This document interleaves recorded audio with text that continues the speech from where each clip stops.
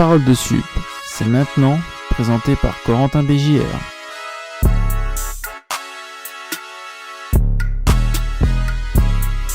Bonjour à tous, bienvenue dans Parole de Sup, épisode 5. Et oui, on avance déjà relativement vite. Et cette fois-ci, on quitte les États-Unis après 2 épisodes en NFL et en NBA. On revient sur le vieux continent et on revient sur le football, puisqu'aujourd'hui, j'accueille Maxime qui va venir nous parler de Boa Vista au Portugal. Bonjour à toi Maxime, comment est-ce que ça va ? Bonjour et bonjour à tous, ça va très bien, c'est toujours un plaisir de parler de mon club, donc vraiment très content de participer à ce podcast, merci pour l'invitation et voilà, ça va être un plaisir d'échanger sur mon club. Ouais, merci à toi, surtout Maxime qui est venu me contacter sur Twitter pour parler de Boa Vista et franchement ça me fait super plaisir de t'accueillir aujourd'hui, donc il y a quelque chose à dire sur ce club qui est quand même plutôt connu hein, derrière on va dire les 3 monstres les plus connus du Portugal. C'est quand même un des clubs je pense qui ressort le plus, donc j'ai hâte d'en savoir plus et de découvrir de nouvelles histoires avec toi aujourd'hui. Donc sans plus attendre, écoute, on va revenir sur l'histoire du club, hein. Vous connaissez le programme maintenant, la relation que tu as pu créer avec ton équipe, comment tu es devenu supporter, voilà, les petites histoires, les anecdotes, les souvenirs, les déceptions, et on finira par bien sûr hein, un petit point quand même sur l'actualité de Boa Vista pour peut-être créer de nouvelles vocations parmi nos auditeurs. Donc voilà, on est parti pour une petite heure, voire plus si affinité, ça dépasse généralement. Donc voilà, bienvenue dans cette petite thérapie de supporter, Maxime, comme mon ami Steven de Wolverhampton Actu avait dit, ça fait un petit peu une petite thérapie de supporter. Donc installe-toi sur mon canapé, Maxime, et puis tu peux déballer tous tes souvenirs. Ça va te libérer d'un poids d'ici une petite heure, donc voilà, j'espère On a vraiment besoin d'une thérapie, hein. Quand on supporte ce club, ouais, il y a des choses à dire, ouais. Il y a 2-3 faits divers. Eh ben écoute Maxime, je te laisse te présenter pour nos auditeurs qui te découvrent. Du coup, d'où est-ce que tu viens, voilà. Une petite présentation rapide, Maxime. Alors, je m'appelle Maxime, j'ai 22 ans, je viens de Rouen à la base, donc en Normandie. Et aujourd'hui, je fais un master en relations internationales à Québec, au Canada. Donc effectivement, là pour l'instant, on voit pas du tout le lien avec le club, mais je pense que ça, on verra plus tard. Je suis un fan de football depuis tout petit. Ça a toujours été un grand fan de football. Et en France, je supporte 2 équipes. Je sais qu'on me traitera peut-être de footix ou quoi, mais Pas ici, voilà, en je tout cas, supporte ne donc t'inquiète pas. les Girondins de Bordeaux et l'En Avant Guingamp. Voilà, rien à voir non plus avec Rouen, mais voilà, c'est les 2 équipes que je supporte en France, que j'ai supportées depuis des années et des années, et voilà, on verra plus tard sur comment je suis devenu supporter de Boa Vista. Exactement, et petit dénominateur commun, pardon, du coup, avec Bordeaux et Boa Vista. Hein. Mais oui, malheureusement, c'est vraiment pas un Ouais, dénominateur commun très positif. ouais, t'as pas Franchement, été gâté, non. c'est plutôt une purge, hein. Eh ben, écoute, de toute façon, on reviendra dessus sur cet énigmatique point commun. Et voilà, on va sans plus attendre parler de Boa Vista du coup. Je vais faire une petite présentation rapide et je te laisserai compléter ma petite présentation. Donc fondée en 1903, Boa Vista est située à Porto. Si je ne dis pas de bêtises, propriété donc de Gérard Lopez depuis quelques années, le club qu'on peut surnommer les Panthères, donc H Panteras, si je dis pas de bêtises, tu me contredis encore une fois peut-être. C'est bon. Évolue à l'Estadio do Bessa, donc un stade de 28 000 places situé toujours à Porto. Pour rester un petit peu dans l'actualité, l'entraîneur actuel s'appelle Ricardo Paiva. Donc voilà, j'ai pas plus de détails à donner sur lui pour le moment, mais on en reparlera par la suite. Pour faire un petit point sur le palmarès, champion une seule fois du Portugal en 2001, 5 coupes du Portugal réparties sur le siècle dernier, et 3 super coupes du Portugal pour ce que j'ai relevé. Quelques noms connus passés par le club, donc voilà, en tout cas dans ceux que j'ai relevés, j'ai José Bossingua, Raúl Meireles, Nuno Gomes, Hugo Almeida, André Gomes et Ricardo, le gardien de la Seleção durant les années 2000. Donc voilà pour mon petit tour d'horizon rapide pour ne pas trop entamer l'historique et surtout pour te laisser compléter. Est-ce que tu as des petits points comme ça peut-être les couleurs du club. Ouais, ouais, ouais. Blanc et noir, donc c'est souvent le fameux maillot à damier blanc et noir. Donc voilà, je n'ai pas relevé les rivales. Peut-être qu'il y a une petite rivalité quand même avec Porto, j'imagine. Je te laisse Alors ouais, développer. effectivement, il y a pas mal de choses à compléter. Déjà, pour commencer, 1903, Pau Boavista est le premier club de Porto. Ça fera vraiment pas plaisir aux Portistas que je dise ça, parce que c'est vraiment quelque chose qu'ils essayent d'effacer. Mais c'est vrai, parce que en réalité, le premier club de Porto, qui s'appelait, je crois, le Football Club de Porto, n'est pas le FC Porto, a été créé à la fin du 19e siècle. Puis Boavista en 1903, sauf que l'ancien club de Porto a été supprimé et que le FC Porto a été créé, je sais plus, je crois si c'est 1906 ou 1907. Et donc aujourd'hui, afin de se revendiquer comme plus vieux club de Porto, il s'identifie avec l'ancien nom en fait, mais ce n'est pas le même club. Donc le vrai premier club de Porto, c'est Boavista. D'accord. Donc voilà déjà. Et ensuite, non, tu as déjà bien résumé en tout cas les grandes lignes. Effectivement, le surnom c'est les Panthères ou les Achardessados, c'est les damiers. On pardonnera mon accent portugais parce que je ne parle pas du tout portugais, j'essaye, Non, il n'y mais, a aucun souci. mais voilà. Pour les lusophones qui écouteront ce podcast, pardonnez-moi de mon accent. Ensuite, les rivalités. Alors, effectivement, on a l'UFC Porto par proximité géographique, même si c'est quand même un derby spécial parce qu'on joue pas dans la même cour. On a joué dans la même cour pendant plusieurs années. Pendant plusieurs années, c'était effectivement un vrai derby parce que sans que la ville ne soit scindée en deux, mais du moins Boavista avait quand même une base de fans assez importante qui permettait en fait donc d'avoir un derby. Aujourd'hui, c'est un derby qui existe. Pour les deux équipes, ça reste important. Maintenant, c'est souvent quand même David contre Goliath. C'est souvent le petit poussé qui essaye de faire un exploit. Parce que effectivement, Boavista tous les ans joue quand même la deuxième partie de tableau. Porto joue toujours le titre de champion. Donc c'est souvent plus une balade de santé pour eux qu'autre chose. Même si on a pu voir là en janvier un très joli match nul. J'étais au stade d'ailleurs, on y reviendra. Mais, euh, mais effectivement, voilà, c'est une rivalité qui reste assez spéciale parce que, pareil, le nombre de fans n'est pas du tout proportionnel. En réalité, le club de la ville de Porto, c'est le FC Porto, qui regroupe 95% des fans de la ville. Donc c'est un derby un peu spécial. Mais ensuite, notre gros rival, avec qui vraiment il y a une rivalité, c'est le Vitória Guimarães. Pourquoi? Parce que c'est c'est deux clubs qui peuvent être comparables sur l'historique, c'est-à-dire que c'est deux clubs qui ont passé 60-70 ans en première division. C'est deux clubs très historiques au Portugal, qui ont une base de fans relativement importante pour le Portugal. Voilà, le Vitória a quand même un stade qui est souvent bien rempli, qui a quand même une base de fans. Maintenant, là où il y a la rivalité, c'est le palmarès, puisque le Vitória, si je dis pas de bêtises, ils ont une seule coupe. Ils n'ont jamais gagné de championnat, pas plus de coupes, C'est ça. etc. Donc, très souvent, ça va être une rivalité où nous, on va mettre en avant euh, nos titres de l'année depuis une cinquantaine d'années, tandis que eux vont mettre en avant leur ambiance, leur base de fans qui aujourd'hui est plus importante, en tout cas à l'échelle locale, et vont mettre en avant le fait qu'ils terminent cinquième depuis une dizaine d'années et qu'aujourd'hui ils nous surpassent tous les ans. Pas dans les confrontations directes, mais au moins en tout cas à la fin au classement final. Donc la grosse rivalité en réalité, c'est le Vitória Guimarães. Et Porto, c'est une rivalité, mais comme je l'ai dit, c'est pas exactement la même chose. Voilà, c'est ce que je pouvais rajouter. Dans les grands noms, tu as cité les principaux. Il y a aussi Georges Pinto, si je dis pas de bêtises, et qui est une des légendes du club. On peut citer Petite aussi, Ouais. le milieu qui Oui. a joué en équipe nationale du Portugal, qui était notre entraîneur jusqu'en décembre.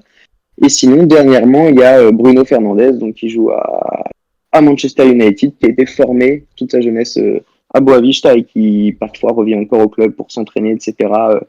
Lorsqu'il revient au Portugal, c'est vraiment son club de cœur et d'enfance. Donc voilà, parmi les gros noms du moment, c'est le plus gros nom qu'on peut citer. Eh ben écoute, c'est super. On va pouvoir du coup, on a déjà un petit peu attaqué sur l'historique au final en débordant un petit peu, mais on peut continuer là-dessus. Donc création en 1903, tu l'as dit. J'ai été regarder pour comparer avec le FC Porto et ils mettent la création du club en 1893, Ah ouais. mais avec l'histoire que tu as racontée. Donc, euh, donc voilà, ça reste très présent du coup, j'imagine, dans les têtes de tout le monde là-bas. Mais voilà, club en tout cas très identifié première division portugaise, qui a souvent, en tout cas, qui a souvent été là et qui a une bonne réputation au Portugal, qui a connu peut-être plus ses années de gloire au début des années 2000. Donc je sais pas par où tu veux commencer, je te laisse prendre la main si tu veux pour développer un petit peu l'histoire, comment s'est construit ce club.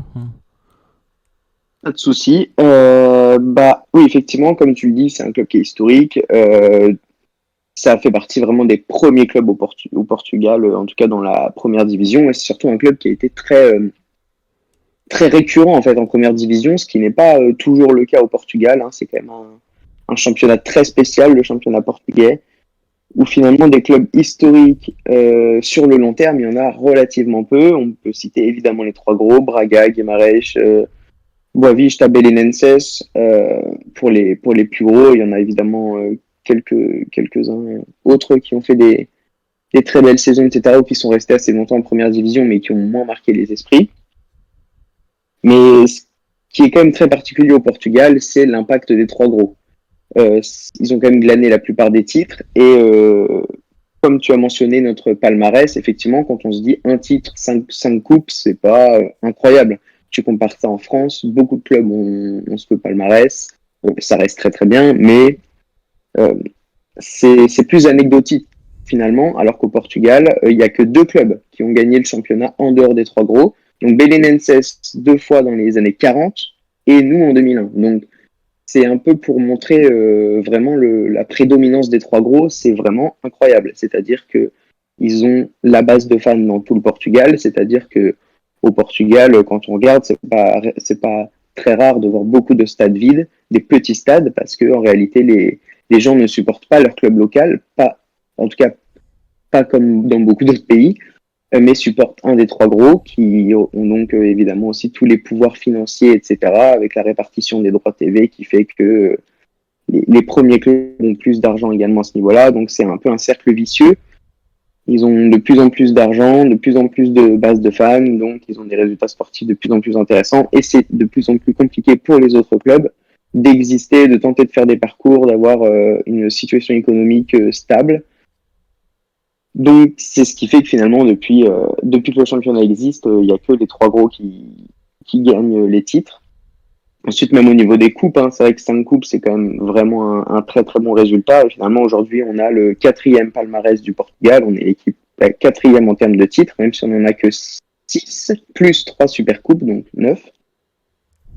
Mais effectivement, par rapport à Braga ou Guimarães qui arrivent derrière, on n'a pas du tout le même palmarès. Braga, ils n'ont jamais gagné de championnat. Je ne sais pas combien de fois ils ont gagné la coupe. Quelques coupes de la Ligue, mais la coupe de la Ligue au Portugal, c'est vraiment anecdotique. Donc voilà ce que j'avais à dire là-dessus. J'en étais où? Parce que je me suis perdu, je me souviens plus de ta question de base, je suis désolé.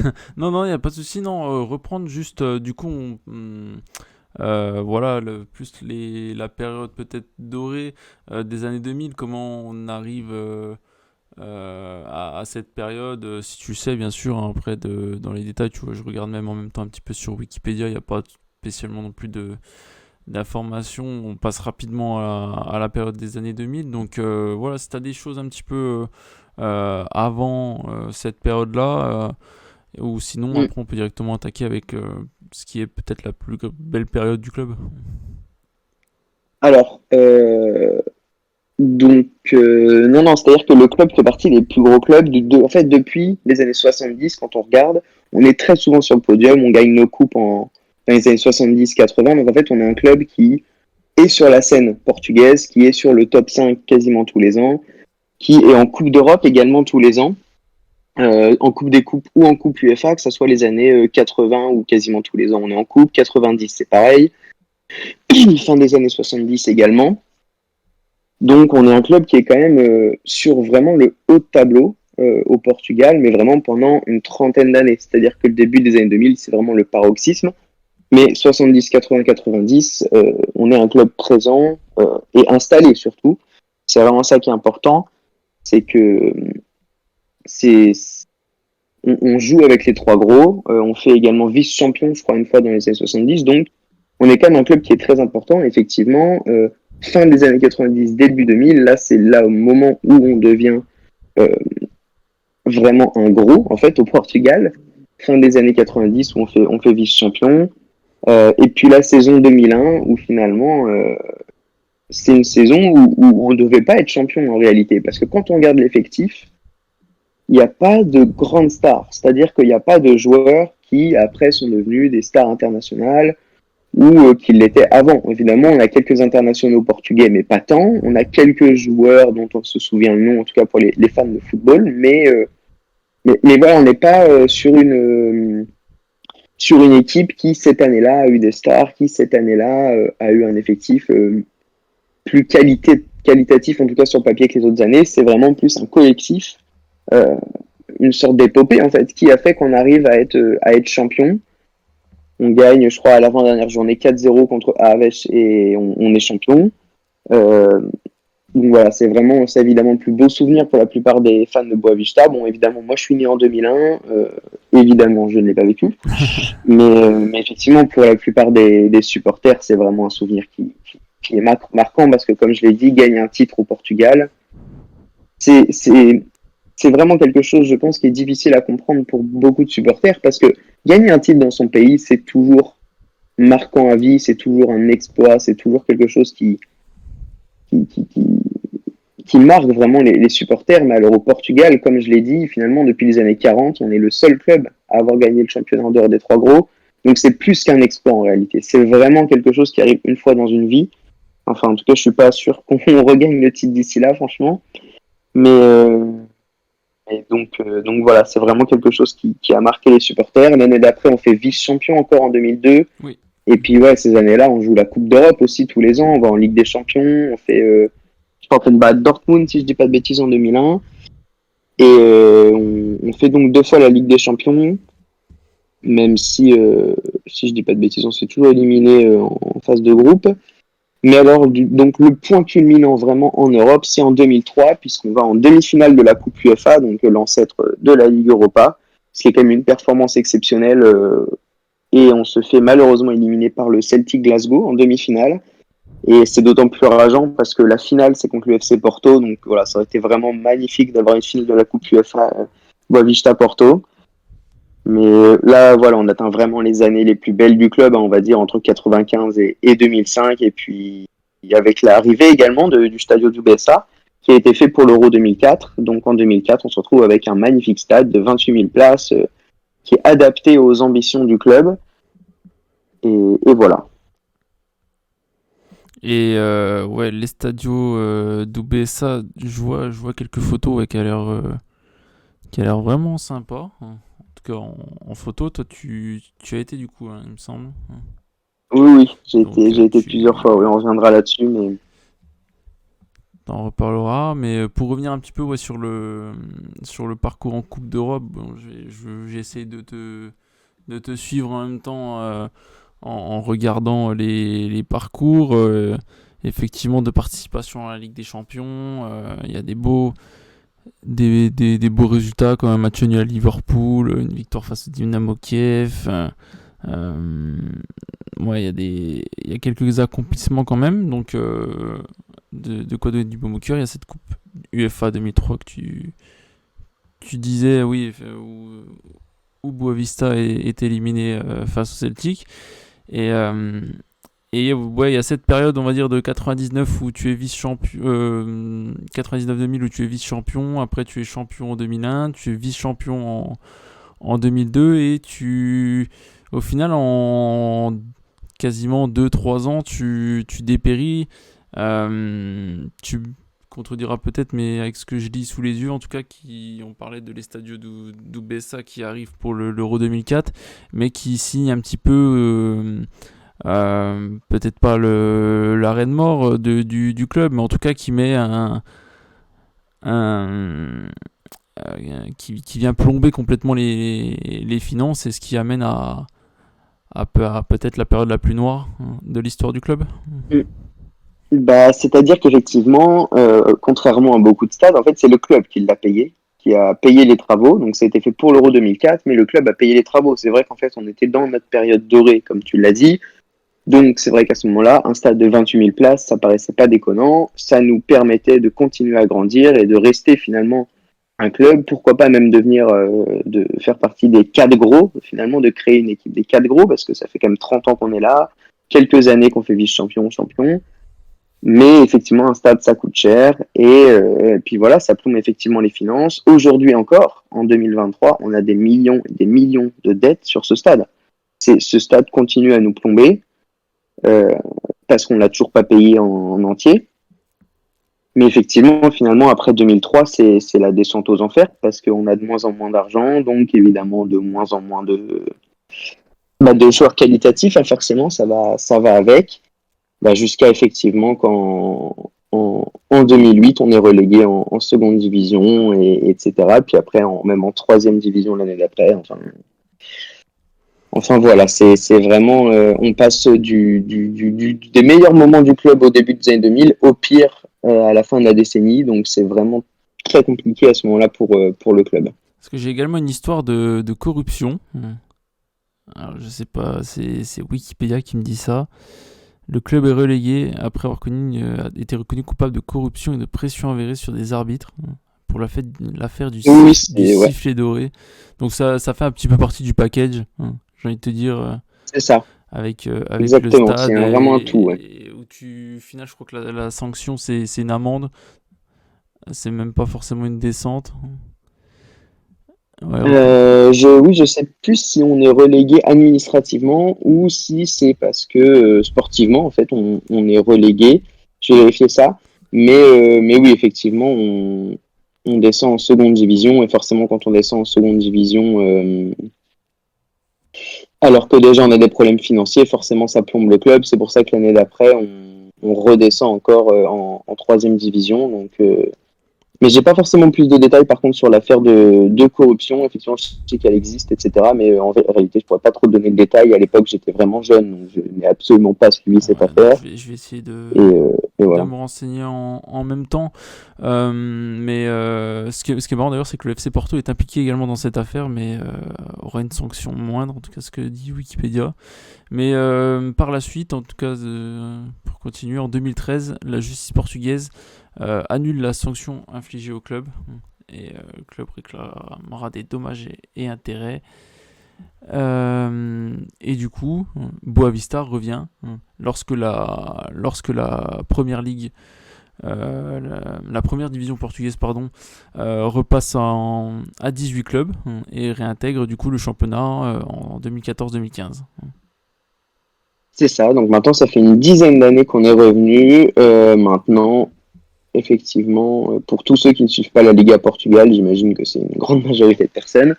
On n'a jamais retrouvé un niveau déjà d'avant, ça c'est sûr et certain, mais c'est surtout que euh, on n'a jamais retrouvé ne serait-ce que le haut de tableau. Ça fait 10 ans qu'on n'a pas terminé une fois dans le top 5, top 6, si je dis pas de bêtises, je sais même pas si on a terminé une fois dans le top 7. Tous les ans c'est plus autour de la 10e place, certaines années on joue même le maintien des fois jusqu'à la dernière journée, donc c'est vraiment compliqué. Comme je l'ai dit, on a encore des dettes du stade. Mais en fait, on a des dettes qui se sont accumulées pendant des années, donc c'est aussi pour ça qu'on stagne. Donc effectivement, depuis 2014, on est en première division, mais on est redevenu un club, en tout cas sportivement, beaucoup plus lambda. On a perdu effectivement aussi une grosse base de fans, parce que quand on est absent de la première division pendant 7 ou 8 ans, forcément, on a beaucoup de supporters qui se sont en fait détachés du club, parce que pendant 7 ou 8 ans, on joue pas à la première division, donc ça représente moins d'intérêt et effectivement, le club a forcément suscité moins de vocations comme il a pu susciter fin des années 90, début des années 2000, où beaucoup d'habitants de Porto pouvaient se reconnaître dans ce club. Forcément, quand on est absent pendant 7 ou 8 ans, qu'on revient, là, ça fait maintenant 10 ans qu'on a des performances sportives plutôt médiocres.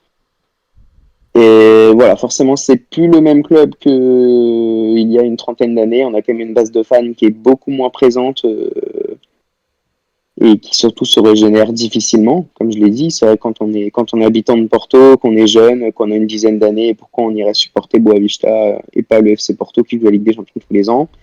C'est plutôt logique, c'est comme ça. Donc voilà quoi. Effectivement, on est plus du tout sur le même standing au niveau du club. Mais pour l'instant, on survit encore en première division quand même. Malgré les efforts d'un homme du coup qu'on n'a pas encore évoqué, mais qui doit faire son apparition Ouais. parce que c'est quand même une pièce majeure. C'est Monsieur Gérard Lopez, le grand Gérard Lopez, le fossoyeur Ouais. le fossoyeur des finances du football. Qui a donc racheté le club en 2021, donc avec sa société dont j'ai perdu le nom, en tout cas son conglomérat d'actionnaires, qui est donc passé de Lille à Lille, à Mouscron, en Belgique, qui est maintenant à Bordeaux, et puis donc à Boavista en même temps, et qui voilà, fait souvent son... Il y a toujours un petit article, notamment d'RMC Sport, qui avait les droits du championnat, voilà, pour nous dire qu'il y avait une petite grève ou que les joueurs n'étaient pas payés depuis X Ouais. temps. Donc, voilà, qu'est-ce que tu peux nous dire de Gérard Lopez à Boavista? Euh, Franchement, comme beaucoup de gens vont s'imaginer, c'est une catastrophe. C'est une catastrophe. Ça pouvait pas être pire pour le club. C'est-à-dire qu'il est arrivé, on était déjà vraiment dans une situation compliquée financièrement. Mais depuis qu'il est arrivé, on atteint des niveaux mais qui sont terribles, qui sont terribles. On a eu énormément de transferts qu'on n'a jamais payés. Je pense à Albert Ellis de Houston, Nathan Santos de Vasco da Gama, il y a eu Reggie Cannon de Dallas, où en fait on fait des offres, les joueurs arrivent, mais après on les paye pas. Et au niveau des dettes, en fait, Gérard Lopez n'a pas forcément investi pour les rembourser, du moins il a peut-être remboursé celles qui étaient obligatoires, parce qu'en fait on est tellement dans une situation où on a des dettes importantes et anciennes, qu'en réalité tous les mois en fait on a des échéances qui sont obligatoires, tous les mois on a des échéances où on a l'obligation vraiment de payer, sinon on peut avoir des problèmes au niveau de la ligue. Non, non, c'est vraiment compliqué depuis qu'il est arrivé, ça fait maintenant 4 ans. Effectivement, on a eu de gros problèmes de salaire payés pendant effectivement des fois l'année dernière, par exemple, plusieurs mois les joueurs n'ont pas été payés. Les salariés, c'est pareil, c'est même encore pire que les joueurs parce que les salariés ont dû faire une grève en novembre pour réclamer d'être payés. Ils n'étaient pas payés, je crois, depuis 1 an. Enfin, c'est une catastrophe. Et puis, je peux aller sur des anecdotes après, mais je pense à un match l'année dernière en juillet, c'est le premier tour de Coupe de la Ligue.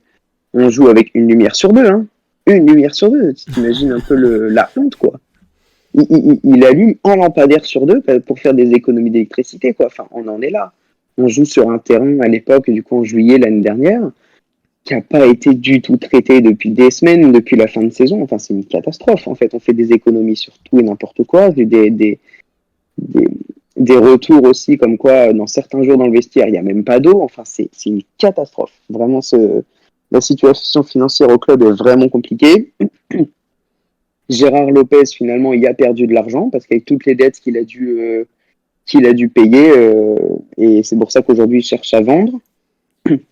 Mais il avait aussi annoncé qu'il ne verserait plus 1 euro dans le club. Il a été obligé de le faire quand même ces dernières semaines parce que tout simplement, si le club coulait ou alors avait des pénalités de points, on verra plus tard, mais ce qui, vu notre situation sportive, signifie notre arrêt de mort. Donc, puis il y a eu aussi l'affaire avec Adil Rami qui était arrivé au club pour 6 mois, je crois que c'était il y a 3 ans, et qui n'a jamais été payé. Jusqu'à ce qu'il nous traîne en justice et qu'on lui paye son salaire enfin, mais ça nous a valu quand même une interdiction de recrutement l'été il y a 2 ans. Et ensuite l'été dernier, c'est pareil, interdiction de recrutement parce que tout simplement, on a des dettes trop importantes et que les transferts d'il y a 3-4 ans, on les a jamais payés, ou alors partiellement. Voilà, et certains maintenant qu'on a payés, mais donc, on est dans une situation financière et sportive qui est compliquée, en grande partie à cause aussi de Gérard Lopez, Qui n'aide pas.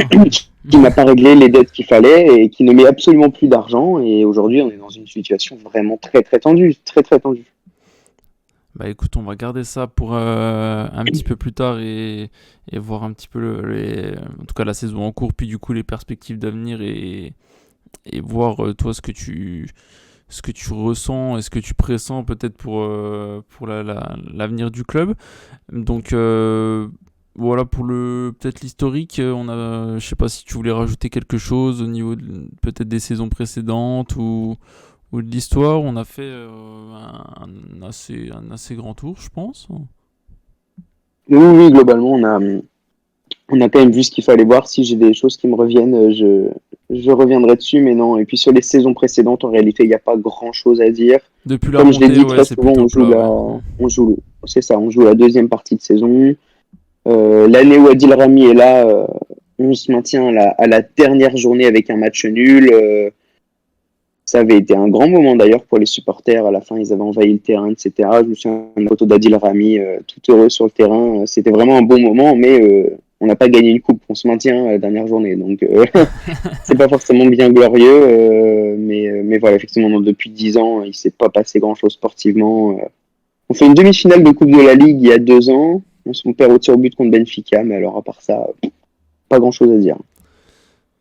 Très bien, bah écoute, on va pouvoir non pas délaisser le club, mais parler un petit peu plus de toi du coup, parce que c'est quand même moi ce qui m'intéresse aussi en t'invitant dans ce podcast, c'est d'avoir ta relation avec le club, ton histoire, ce que tu peux raconter et avoir comme souvenir les émotions que tu as pu ressentir en supportant ce club.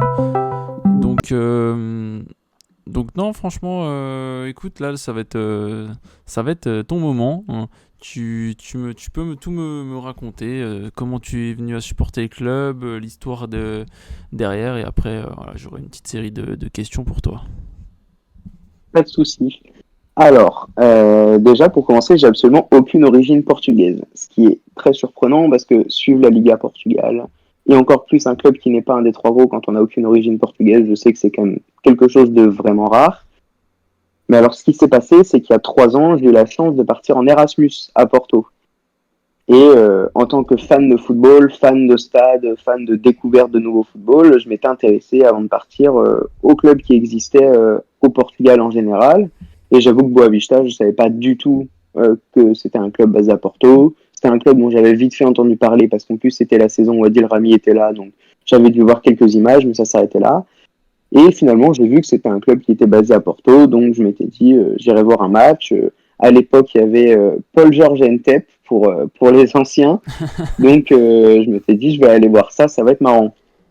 Donc effectivement, dès que je suis arrivé, je suis allé au stade voir un match, mais c'était en période de Covid, donc j'arrive dans un stade de 28 000 places, il n'y a personne, on est quoi? On est 2000 dans le stade est vide, il n'y a rien. C'était un Boavista Estoril un lundi soir, ça finit en un partout.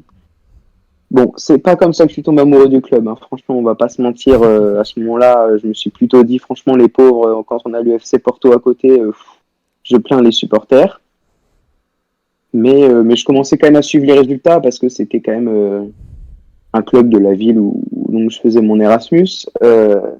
Mais dans le même temps, j'allais voir Porto en Ligue des Champions. Je suis allé voir Porto-Liverpool, Porto-Milan. Donc c'est vrai que j'aurais pu tomber amoureux franchement du FC Porto parce que c'est quand même pas du tout la même cour. Mais comment je suis tombé amoureux du club? Eh bien parce que donc là où je faisais mon Erasmus à l'université, j'avais un ami portugais qui on discutait des cours, etc. Et jusqu'à ce qu'il me parle de Boavista, qui est son club à lui, fervent supporter, son grand-père travaillait au club, etc. Et on en a parlé, on en a parlé. Gérard Lopez aussi, qui était à Bordeaux, aidant, on a aussi parlé de nos déboires avec lui. Ce qui nous faisait un point commun. Et puis finalement, à force d'en parler, il me montrait les vidéos du titre en 2001, etc.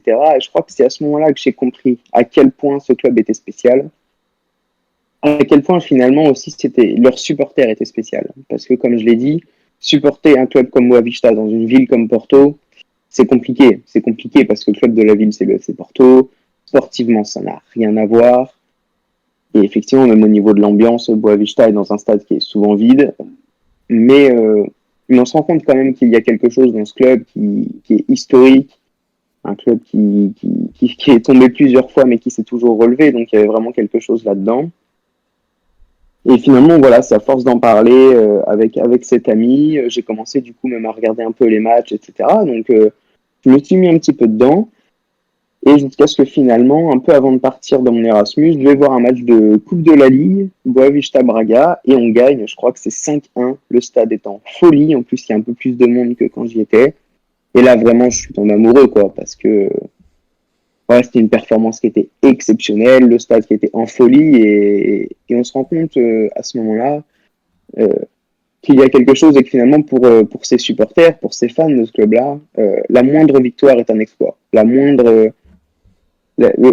performance contre une équipe un peu, enfin une grosse équipe, parce que Braga, ça reste une grosse équipe, c'est c'est une coupe pour ces équipes-là, quoi. Et finalement, c'est pour ça que je me suis pas du tout attaché au FC Porto, parce que je sais pas, ça m'intéressait pas en fait de supporter une équipe qui tous les ans de toute façon joue Ligue des Champions, qui tous les ans de toute façon est dans le top 3. Même s'il y avait quand même cette âme de la ville de Porto, dont je suis complètement amoureux, mais voilà, c'est pas de cette équipe dont je suis tombé amoureux. C'est vraiment plus, encore une fois, David contre Goliath. Je suis vraiment tombé amoureux de Boavista pour son histoire, pour ses fans, pour ce que le club représente. Donc voilà, effectivement, c'est comme ça que je tombe amoureux du club. Et ensuite, je suis parti au bout de 4 mois et j'ai continué à suivre un petit peu le club, mais finalement assez peu sur la fin de saison parce qu'il y avait assez peu d'intérêt. Et ce qui est drôle, c'est que c'est finalement quand je suis arrivé au Canada, donc 6 mois après, que j'ai commencé à regarder vraiment tous les matchs, à être vraiment actif sur Twitter.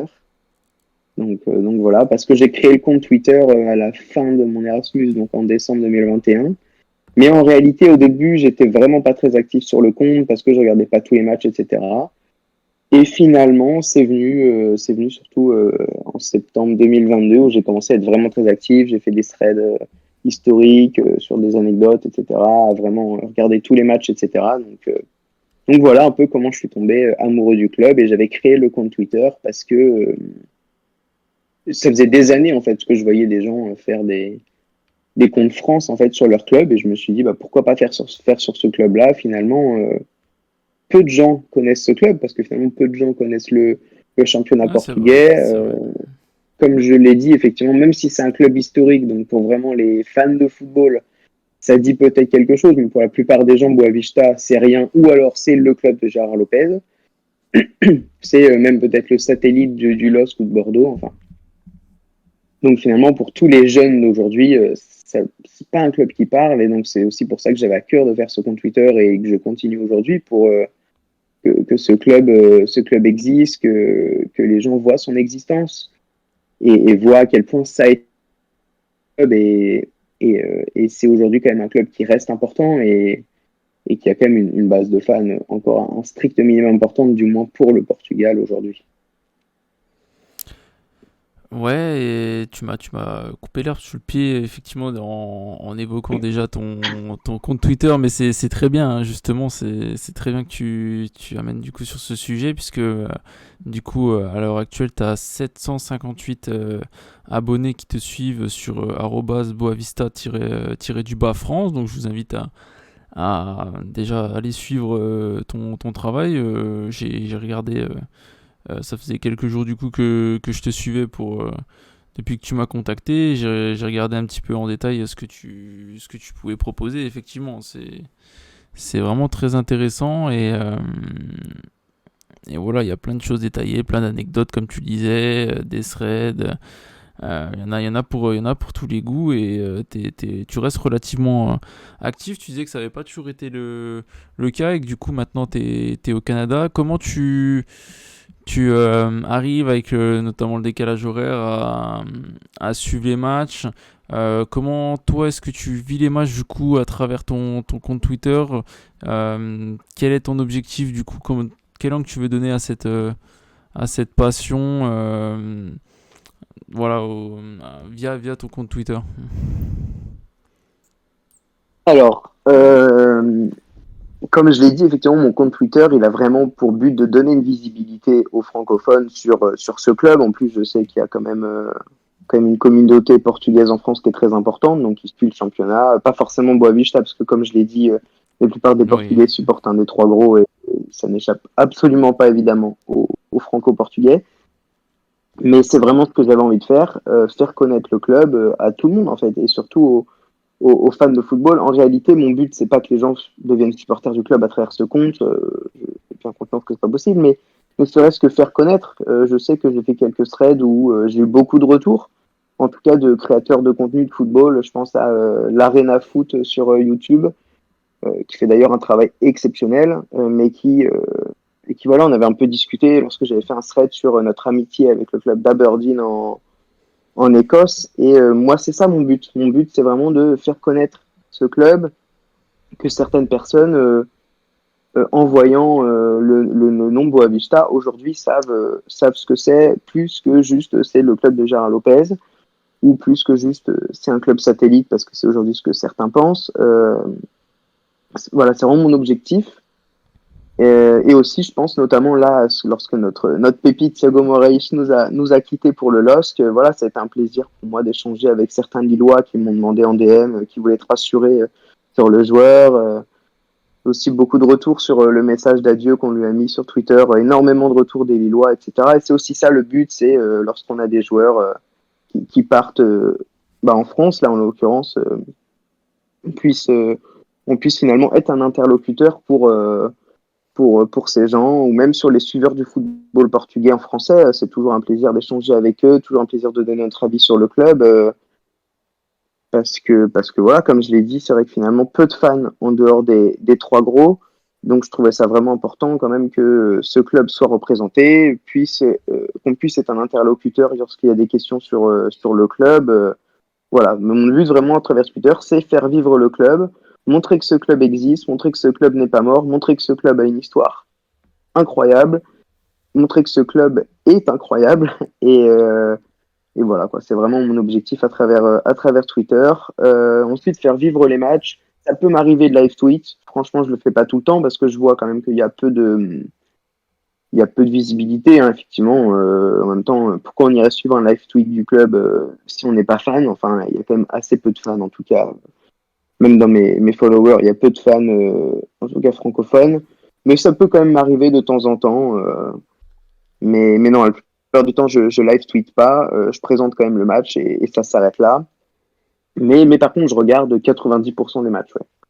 Et comment je fais avec le décalage horaire? C'est pas toujours facile, mais on s'arrange. Des fois, on se retrouve dans des situations cocasses. Je me suis retrouvé plein de fois à bosser à l'université et à me retrouver à regarder un Boavista Estoril dans la cafette à 15h.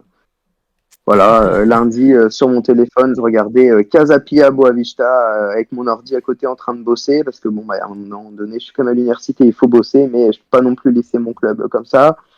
Donc, voilà, on se retrouve dans ce genre de situation où même des fois, c'est le dimanche, hein, donc des fois, c'est le dimanche matin, faut mettre le réveil à 9h. Bon, ça va, c'est pas très tôt quand même. Heureusement, c'est pas des matchs au milieu de la nuit, mais on se retrouve le dimanche matin en pyjama à regarder le club dans le salon. Je me souviens de la première fois que j'ai rencontré mon coloc, c'était l'année dernière, c'était un dimanche matin, il me retrouve dans le salon à regarder le club à 9h, il dit mais qui c'est ce mec quoi?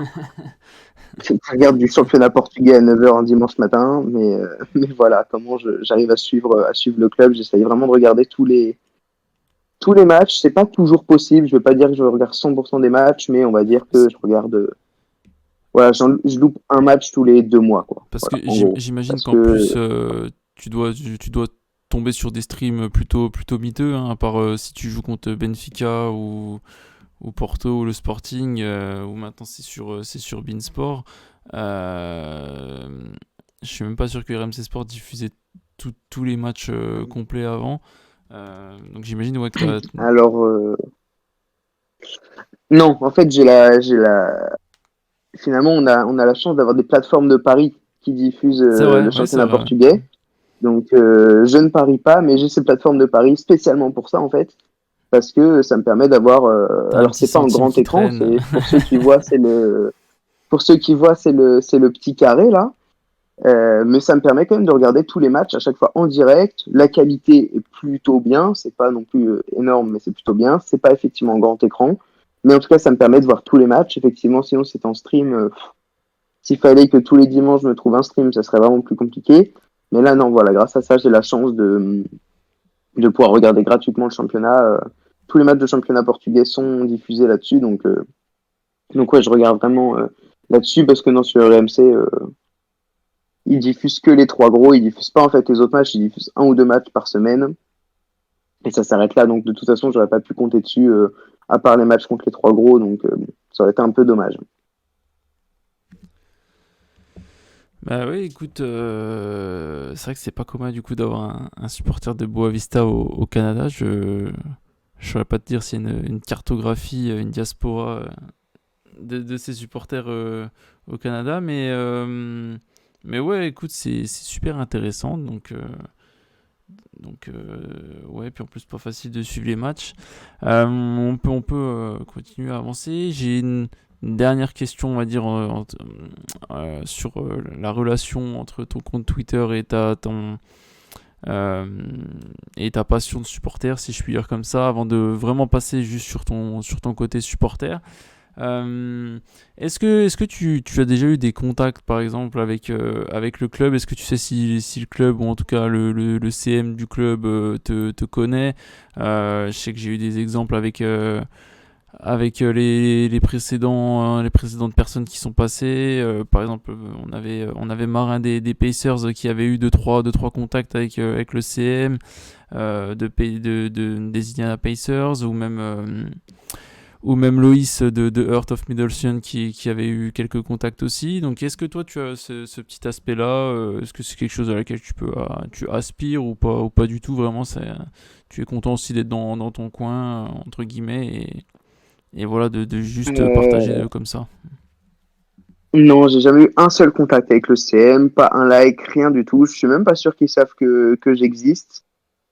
Euh, Après, en réalité, la communication du club n'est pas incroyable, on va pas se mentir. C'est pas incroyable la communication. Il y a quand même assez peu de postes, assez peu de communication en réalité, hein, comme la cellule marketing, commercial, tout ça. C'est vraiment pas incroyable. Hein. La boutique, c'est qu'un sketch. On pourrait revenir aussi sur les anecdotes, mais bon, On y c'est vient, on y vraiment vient, ouais. pas forcément toujours très professionnel. Mais donc non, j'ai pas de contact du tout avec le CM. Est-ce que j'y aspire? Je sais pas forcément, parce qu'effectivement, à partir du moment où le club te suit, après, tu as quand même moins de liberté. Alors que là, bon, je peux un peu tout dire, même si je vais jamais aller insulter personne, mais bon, il y a quand même quelques tweets sur Gérard Lopez qui n'étaient pas forcément très, très cool. Mais, euh, mais, euh, mais non, non, c'est pas forcément quelque chose à laquelle j'aspire. Effectivement, si un jour j'ai un petit message pour me dire merci de faire vivre le club, etc., ça sera forcément un plaisir, ça sera forcément une reconnaissance de la part du club. Maintenant, c'est pas du tout quelque chose auquel j'aspire. Et quand je vois comment le club est traité, je m'attends pas de toute façon à ce que les supporters soient traités beaucoup mieux. Donc voilà, un peu pour mon contact avec le club. Même si le président Victor Mourta nous suit sur Twitter, mais bon, il n'a pas eu beaucoup de réactions. Je suis pas sûr que nos tweets lui plaisent toujours, mais voilà. Non, bah c'est déjà bien. Moi, si t'as le président du club qui te suit, c'est quand même un petit signe, entre guillemets, de reconnaissance. Mais non, en tout cas, j'aime bien ce discours que tu tiens. Et encore une fois, je vous invite à aller suivre Maxime donc sur Boavista-du-bas France. De toute façon, je mettrai les, À noter les qu'on est quand liens. même deux sur le compte. Je préfère Ouais. préciser quand même, on est deux sur le compte. Hein. Je suis pas tout seul. Ah, on a Je quand vais même pas réussi à tout, trouver tout quelqu'un. ramener à moi. On est deux sur le compte. On est deux. En fait, on l'a créé à deux. C'est-à-dire que D'accord. j'avais parlé de mon ami portugais et je lui ai dit, bah, je vais créer un compte. Il m'a dit, bah, attends, je connais un Français qui supporte le club. qui lui par contre est d'origine portugaise, qui va au Portugal donc tous les ans, etc., et qui lui est beaucoup plus impliqué du coup dans la vie de supporter, etc., parce qu'il a toujours été fan du club finalement depuis qu'il est né. Et donc il nous a mis en contact et on s'est dit bah allez, on crée la page quoi. Donc non, on est deux sur le compte. Alors les threads c'est moi qui m'en occupe, etc. Mais on est quand même deux sur le compte. Donc tous les tweets ne sont D'accord. pas de moi, beaucoup sont de moi quand même. En tout cas tous les threads, etc. sont de moi, mais les réactions à chaud et tout ça, c'est souvent plus lui. Donc voilà, finalement, on a un peu des fois un compte où bah, voilà, il y a deux personnes, deux caractères différents, mais voilà, c'est très intéressant. Donc voilà, je veux pas ramener tout à moi, on est quand même deux sur le compte. D'accord, bah écoute, la précision est faite et est importante. Mais ouais, en tout cas, du coup, votre travail est super et j'invite les gens à venir vous voir, même si vous n'êtes pas supporter du football portugais, si vous n'avez rien à voir avec le championnat portugais. Euh, voilà, c'est très intéressant et on apprend de belles histoires. Et en parlant de belles histoires, du coup, la transition est toute faite pour venir un petit peu du coup sur tes histoires à toi, Maxime, ton histoire de supporter, ou en tout cas des souvenirs que tu as pu engranger, acquérir du coup de ces dernières saisons en tant que supporter de Boavista. Donc voilà, si tu as un petit top 3 anecdote, top 3 même plus, hein, si la liste est non exhaustive, hein. Ok. Donc voilà, si t'as des déceptions ces dernières années, bon, je suppose qu'il y en a quand même quelques-unes. Voilà, des bons souvenirs, j'espère qu'il y en a. Voilà, écoute, c'est ton moment, tu peux nous faire partager voilà, tes émotions et tes belles histoires avec le club de Boavista. Oui, alors, bah, en fait, ce que je vais faire, c'est que je vais faire les trois anecdotes que j'ai vécues en vrai, qui sont mes plus beaux souvenirs parce que j'étais au stade, et ensuite mes plus beaux souvenirs en dehors du stade. Allez, Donc, alors, mes plus beaux souvenirs au stade, le premier, je t'en ai parlé, c'est une victoire contre Braga en Coupe de la Ligue. La Coupe de la Ligue au Portugal, elle change de format tous les ans, c'est un peu le bordel.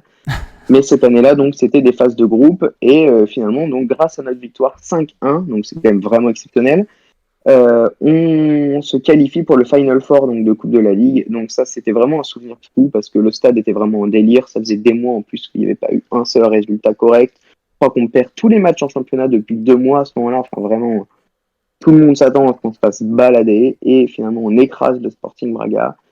Et donc ça, ouais, c'est vraiment peut-être un de mes plus beaux souvenirs au stade. Tellement c'était irréel. Et c'est le moment quand même où je suis tombé vraiment amoureux du club. Donc ça, c'était vraiment un beau souvenir. Ensuite, j'y suis retourné l'année dernière en mai, quand je suis revenu du Canada. J'ai fait 5 jours de vacances à Porto, donc j'avais un peu calé mes vacances en fonction du match, donc j'ai pu aller voir Boavista Braga encore. C'était la dernière journée de championnat à domicile et on perd 1-0, on égalise, je crois, à la 85e. Le stade en délire, pareil, c'était incroyable, c'était vraiment une ambiance folle. À l'époque, on était déjà maintenu, etc. On faisait une saison qui n'était pas forcément mauvaise. Mais voilà, faire un nul à domicile contre Braga, c'est toujours une très bonne performance, c'est toujours quelque chose de vraiment incroyable. Comme je l'avais dit à un moment donné dans le podcast, en fait, chaque victoire, chaque nul, chaque performance est vécue comme un exploit, en fait, quand on est supporter de ce club-là. Donc forcément, un partout contre Braga, c'est toujours quelque chose de vraiment fou, surtout quand tu marques à la fin du match. Et en plus, quand c'est le dernier match de la saison, tu as le droit après d'aller sur la pelouse avec les joueurs. Donc c'était pareil, un moment fou, quoi. On était sur la pelouse. On pouvait aller voir les joueurs, discuter avec eux, c'était vraiment très accessible, faire des photos sur la pelouse, enfin voilà quoi, c'était vraiment une expérience en fait de club familial où malgré tous nos problèmes financiers, sportifs, malgré tout, bah, les problèmes ensuite même extra-sportifs, ça n'empêche qu'il y a une base de fans qui est présente, ça n'empêche que les joueurs sont accessibles, que le club est accessible et que on puisse créer en fait donc ce genre de souvenirs. Et c'était vraiment incroyable quoi d'être comme ça sur la pelouse avec les joueurs. Et ensuite, je dirais que le troisième, c'était là il y a 3 semaines. Pareil, je suis revenu à Noël du Canada pour voir ma famille et j'en ai profité pour aller. J'ai vu qu'en fait, il y avait le derby début janvier, donc je me suis dit, allez, on fait une folie, on va voir le derby. Et en plus, j'ai eu de la chance puisqu'on fait un partout.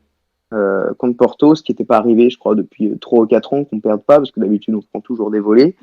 Mais là, voilà, on fait un partout à domicile, surtout quand même dans une période sportive très, très compliquée. On y reviendra, mais j'avoue que moi, je m'attendais à ce qu'on prenne 4 ou 5-0. Honnêtement, je voulais juste aller voir le derby pour voir le derby, hein, mais je m'attendais vraiment pas à une quelconque performance. Donc, forcément, un partout, je fais le match au premier rang en plus. Enfin, vraiment, c'était une expérience folle, quoi. Donc voilà, mes 3 plus belles anecdotes au stade. Ensuite, les plus belles anecdotes hors du stade. La première qui me vient à l'esprit, c'est la victoire en octobre 2022 où on bat le Sporting, je crois que c'est 3-1, quelque chose comme ça, à domicile. Et c'était incroyable parce que, encore une fois, on fait un début de saison qui était plutôt pas mal, mais on retombe dans nos travers, etc. Et on accueille le Sporting et on gagne. Et là, c'est toujours incroyable. Enfin, Le comme je l'ai dit, Sporting en fait, champion faire une sortant en performance plus, contre un des trois. À ce il me moment-là, semble. non, c'est Porto champion sortant à ce moment-là. Ok. Pardon, excuse-moi, je t'ai Mais coupé, je pensais. pas de souci, pas de souci. Mais, mais en fait, faire une performance contre les trois grosses, c'est vraiment le souvenir de l'année. Quand finalement, dans l'année, tu finis 10e, 12e, t'as pas fait de parcours en coupe. Si tu as la chance d'avoir fait une performance contre les trois gros, parce que c'est vraiment pas donné à tout le monde, hein, vraiment quelque chose qui est rare. Surtout qu'en plus, tu gagnes, c'était incroyable. En plus, on met un but incroyable, pleine lucarne. Enfin, vraiment, donc ça, c'était vraiment fou. C'était vraiment un très beau souvenir euh, que j'ai pas vécu au stade. Et ensuite, le deuxième qui me vient à l'esprit, c'était cet été lors de la première journée. Donc, c'est Boavista Benfica. Moi, à ce moment-là, je suis en vacances en Croatie avec des potes et du coup, bon, je regarde pas la première mi-temps parce que je suis dehors. Et je rentre pour la seconde, je regarde la seconde. Mais encore une fois, en fait, moi, les Boavista Benfica, Porto Sporting, je m'attends vraiment à rien parce que, encore une fois, comme d'habitude, on est habitué à se faire balader. Et là, je crois qu'il y a quelque chose comme 2-1, on fait 2-2, et la dernière action, 96e, Bosniak lancé, il trompe le gardien de Benfica, dernière seconde, on gagne 3-2, c'était fou, c'était incroyable. À ce moment-là, j'ai couru partout dans l'appart, enfin, j'étais comme un fou. Tu gagnes contre Benfica à la dernière seconde, Benfica pour le coup champion sortant, donc dès la première journée, à domicile, dans un stade en délire. En plus, quand c'est comme ça, le parquage de Benfica, en réalité, c'est pas un parquage, il prend la moitié du stade, est complètement climatisé. Oh là là, c'était fou. Ah, franchement, à vivre au stade, je pense que ça devait être dingue, mais à vivre en tout cas même à distance, c'était incroyable. C'était incroyable parce que on bat Benfica une fois tous les, je sais pas, tous les 5 ans peut-être. Donc forcément, quand ça arrive, en plus dans une situation comme ça, à la dernière seconde, non, c'était fou. C'était vraiment incroyable. Donc ça, c'est vraiment mes meilleurs souvenirs. Après, j'en ai plein d'autres en fait, parce que comme je l'ai dit, chaque victoire est un bon souvenir. Mais ces matchs-là vraiment m'ont marqué. Euh, on peut aussi, à l'après, je pourrais évoquer le Benfica Boavista de l'année dernière. Alors on perd 3-1, mais pendant 80 minutes, on fait un partout, on fait un match vraiment fou. Nos joueurs se déchaînent, nos joueurs vraiment font un match, enfin, ils se battent sur chaque duel, etc. Malheureusement, enfin, le niveau sportif est trop grand, donc Gonzalo Ramos, je crois, nous met un doublé en fin de match. Enfin, prendre 2 buts dans les 10 dernières minutes, malheureusement, c'est fini. Mais voilà, je dirais que ça, c'est mon dernier gros bon souvenir, même si ça termine par une défaite. Ce match-là, j'ai vraiment vibré parce qu'on fait vraiment un match de fou à Benfica, enfin dans un stade de 80 000 places qui est rempli donc pour Benfica, et on arrive quand même à se battre sur chaque duel, à pas se faire balader justement, à vraiment aller marquer, aller chercher un résultat. Bon, on n'y arrive pas, mais voilà. Ça, c'est vraiment mes plus belles anecdotes. Bah écoute, en tout cas, il y a un dénominateur commun dans tout ça, c'est que vraiment, à chaque fois, il y a vraiment des scénarios de dingue. Parce qu'en même temps que tu énonçais les matchs, j'allais voir un petit peu pas les résumés du coup, mais au moins la physionomie. Et ouais, ça a l'air d'être vraiment des scénarios toujours à rebondissement. Il y a une chose que j'aime bien dans ce que tu dis, c'est vraiment euh, le feeling, en tout cas de la victoire, que chaque victoire acquise est vraiment célébrée à sa manière. Voilà, on sait apprécier une victoire et que c'est la résultante d'un effort qui a été acquis par plus que juste l'équipe, par un groupe, par vraiment l'ensemble du club, les fans. Et c'est ça que j'apprécie en tout cas personnellement en tant que suiveur du football, c'est que vraiment dans des clubs comme ça, quand tu parlais de rentrer sur le terrain à la dernière journée, d'avoir les joueurs accessibles, c'est que voilà, au final, tu as tous les joueurs, tous les supporters réunis comme les membres d'une famille. euh, et que voilà, quoi qu'il arrive, quoi qu'il se passe, tout le monde sera toujours ensemble et que tout le monde sera toujours dans le même bateau. Et que même si on a cette fameuse phrase que les joueurs passent, les supporters restent, même si c'est bien entendu vrai. Quand même, ça permet quand même de créer du lien et je ressens en tout cas ça dans les histoires que tu viens de me raconter. Donc non, franchement, c'est des belles histoires. Après, je sais pas du coup si tu es d'accord avec ce que je viens de dire et si tu le ressens comme ça, toi, dans ce club. Mais non, c'est vraiment quelques belles histoires vraiment intéressantes, voire même touchantes pour certaines. Bah, je te rejoins vraiment à 100%, c'est-à-dire qu'en fait, comme je le disais, on a perdu quand même une énorme base de fans à l'époque où on était donc dans les divisions inférieures jusqu'en 2014. Donc en fait, finalement, aujourd'hui, ceux qui restent, on n'est peut-être pas énormément, mais c'est vraiment les derniers des derniers, c'est vraiment ceux qui effectivement ne lâcheront jamais le club, jamais. C'est vraiment les, des amoureux du club qui n'ont jamais lâché le club malgré les années de galère. Finalement, aujourd'hui, les jeunes qui supportent le club, ça va être par famille, hein, parce que si par exemple ta famille est pour le FC Porto, tu nais à Porto, tu vas pas aller supporter Boavista. Tu supportes Boavista, en fait, aujourd'hui, en tout cas, vu les performances, c'est vraiment purement par lien familial ou autre, mais c'est pour ça aussi que c'est spécial. Et comme tu dis, effectivement, il y a un truc où les supporters sont soudés. On est tellement dans une situation où sportivement, financièrement, depuis 20 ans, c'est la catastrophe, que il faut au moins que nous, les supporters, on soit soudés, que soit derrière le club à fond, et ce, quoi qu'il arrive. Enfin, à chaque match, tu regardes, on a les parquages de Boavista sont toujours complets, quel que soit le match. Alors, sauf parfois quand on va jouer à Madère ou dans les Açores, logique, mais les supporters font le déplacement. Même si on est dans une situation catastrophique, on sait que le match va être chiant, on sait que on risque de perdre, c'est pas grave, les supporters sont toujours présents à l'extérieur. À domicile aussi, mais à domicile ça se voit moins parce que le stade est tellement grand que on voit moins, mais je te rejoins à 100% dans ce que tu dis, c'est vrai que il y a vraiment quelque chose de familial dans ce club et de très spécial où on vit quand même une situation compliquée en tant que supporter de ce club, c'est vraiment, vraiment, vraiment difficile. Franchement, enfin, des fois quand je vois certains supporters de clubs se plaindre, je me dis franchement, vous ça va quoi parce que voilà, nous à chaque semaine le club à tout moment il peut disparaître en fait, si on est vraiment bon à ce point-là. Donc effectivement, il y a ce truc où on sait apprécier une victoire, mais pas qu'un peu. Enfin, à chaque fois qu'on gagne, c'est clapping avec les supporters qui dansent. Enfin, surtout à l'extérieur. À l'extérieur, c'est encore plus visible. Tu vois tout le parquet qui chante. Enfin, c'est alors qu'on a juste gagné à Portimonense, hein. Hmm. Mais Mais une victoire est une il y victoire, a quoi. vraiment cette chose particulière où voilà, exactement. Une victoire est une victoire et on sait aussi pardonner aux joueurs. C'est-à-dire que malgré la situation, franchement, c'est pas comme si à chaque match c'était pas des purges. Hein. Toi, lundi, on fait match contre Casapia, 0-0, 0 tir cadré. Hein. Quelle que soit l'équipe, ça n'était pas arrivé depuis 2014 dans le championnat portugais. Ça. Donc autant te dire que des purges, on en vit. Et pour autant, les supporters vont rarement en vouloir aux joueurs. C'est-à-dire que on sait que c'est compliqué pour eux aussi. Et c'est pas pour autant qu'on va faire une grève et qu'on dit bah si c'est ça, la semaine prochaine on se déplace pas, on va pas faire de parquage ou quoi. Au contraire, le parquage sera peut-être encore plus présent. Et c'est vraiment quelque chose que j'aime dans ce club et dans ses supporters et dans ce qu'il représente, c'est que les supporters ne lâcheront jamais. Et je pense que ça, les joueurs le ressentent. Parce que je pense que beaucoup sont quand même marqués par leur passage ici. Mais alors oui, effectivement, les matchs à domicile, le stade, il est vide. En réalité, il y a 5000, 6000 spectateurs. Mais je pense que les joueurs ressentent ce lien qu'il y a dans ce club avec les supporters et cette dimension quand même très spéciale, historique, où il y a quand même une base de fans qui existe et qui supporte le club quoi qu'il arrive. Quoi qu'il arrive, donc voilà, effectivement, je te rejoins quand même à 100% sur tes propos.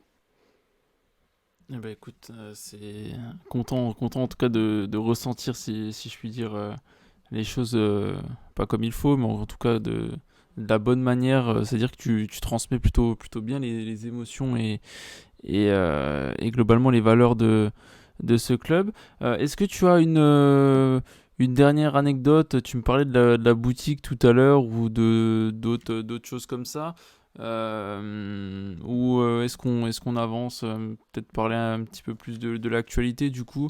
Voilà, si tu as d'autres histoires à nous raconter, je prends, mais Non, bah alors, l'histoire de la boutique, c'est juste pour montrer que des fois, malgré tout, il y a quand même des choses qui sont pas très pro, quoi. C'est vrai que la boutique, déjà, il y a une boutique physique, hein. C'est vrai que c'est pas forcément donné à tous les clubs portugais parce que, comme je l'ai dit, en fait, des fois, la base de fans est tellement peu assez importante qu'il n'y a même pas de boutique.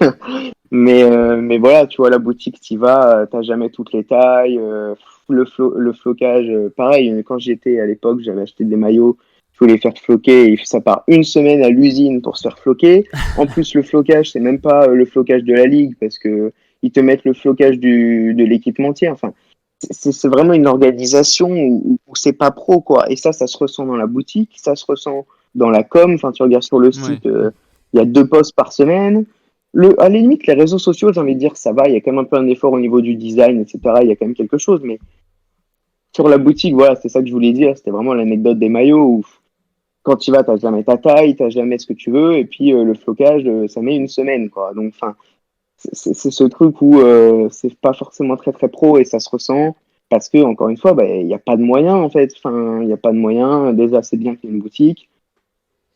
Et si déjà on paye pas les joueurs, c'est pas pour payer les salariés et les extras. Oui, Donc ouais, ça se ressent quand même. tu C'est le vraiment ressens quelque à chose tous les qui se niveaux. ressent. C'est ça exactement à tous les niveaux en fait, tous les niveaux parce que voilà, c'est pas forcément mis à jour le site souvent, etc. C'est quand même quelque chose. Je crois que la page pour devenir socios, elle a dû être, je crois, refaite là en décembre, mais sinon elle n'a pas été refaite depuis 3 ans. Enfin, c'est quand même quelque chose de fou, quoi. Parce que quand tu allais sur devenir sociaux, sur le site, c'était marqué 2020, quelque chose comme ça. Enfin, c'est pas la Effectivement, ouais. priorité du tout du club de faire de la com, etc.